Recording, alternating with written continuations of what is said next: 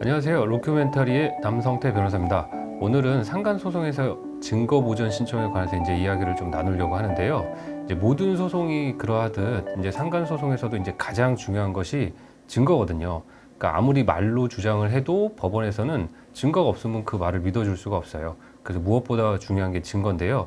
상간소송 같은 경우 이제 예전에는 이제 휴대폰 뭐 문자라든지 뭐 메시지라든지 뭐 블랙박스라든지 이런 것 가지고 이제 상간소송에서 증거를 많이 사용했는데요.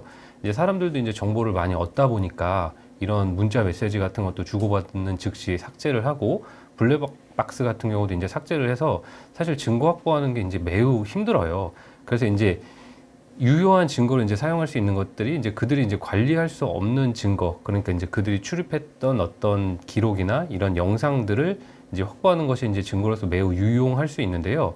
근데 이런 출입 기록 같은 거, 출입 영상, CCTV 영상은 사실 개인정보에 해당이 돼요. 그래서 이런 개인정보를 그 당사자의 동의 없이 제공을 하거나 혹은 이런 영상을 제공받는다라고 하면 개인정보법에 따라서 5년 이하의 징역 또 5천만 원 이하의 벌금에 처해질 수가 있거든요.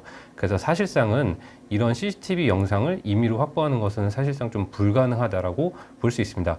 그래서 이렇게 영상은 꼭 필요한데 이렇게 임의로 확보할 수 없을 때 우리는 이제 증거보전 신청이라는 걸 할 수가 있는데요.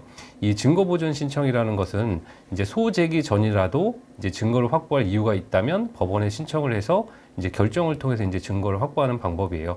그래서 우선은 그 증거가 소지해야 하는 곳, 그러니까 예를 들면 뭐 모텔 영상이 필요하다, 뭐 호텔에 출입한 영상이 필요하다라고 하면 그 모텔이나 호텔이 위치한 관할 법원에 신청을 하시는 것이고요. 그 신청서에는 어떤 증거가 필요하고 그 증거가 왜 필요하고 이걸 왜 보존해야 되는지 그 사유들을 구체적으로 밝히셔야 돼요.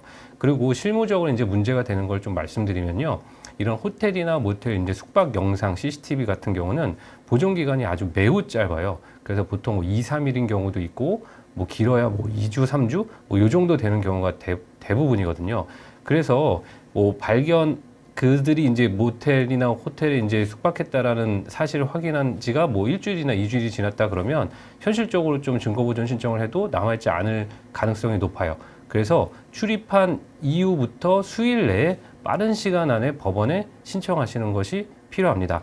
그래서 이제 종합적으로 정리해서 말씀드리자면 우리가 이제 앞으로 상간소송에 있어서 증거가 매우 중요하고 그 다음에 숙박시설이라든지 다른 시설에서 이 사람들이 같이 있었다라는 것, 출입했다라는 것을 확인하는 CCTV 영상은 매우 유효한 증거가 될 수 있는데 개인정보법 때문에 임의로 확보할 수 없으니까 법원에 신청을 해야 되고 이러한 영상들은 보존 기간이 매우 짧아서 아주 신속하게 신청을 해야 된다는 거 주의하시기 바랍니다.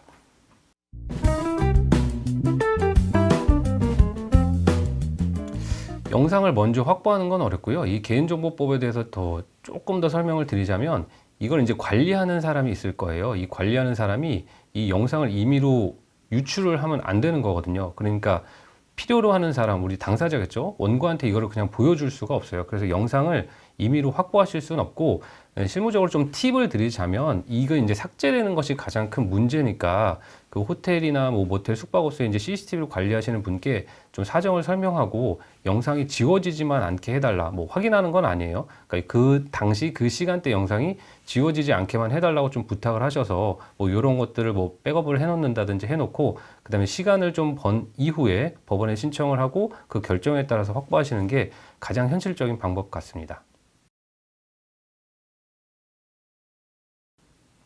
그러니까 흥신소를 통해서 이제 증거를 수집하시려고 하는 경우가 많은데요.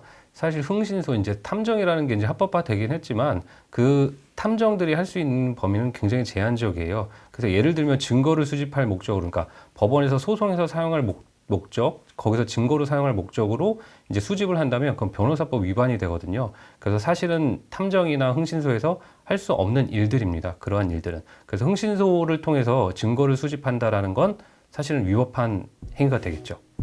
네, 지금까지 로큐멘터리 남성태 변호사였습니다.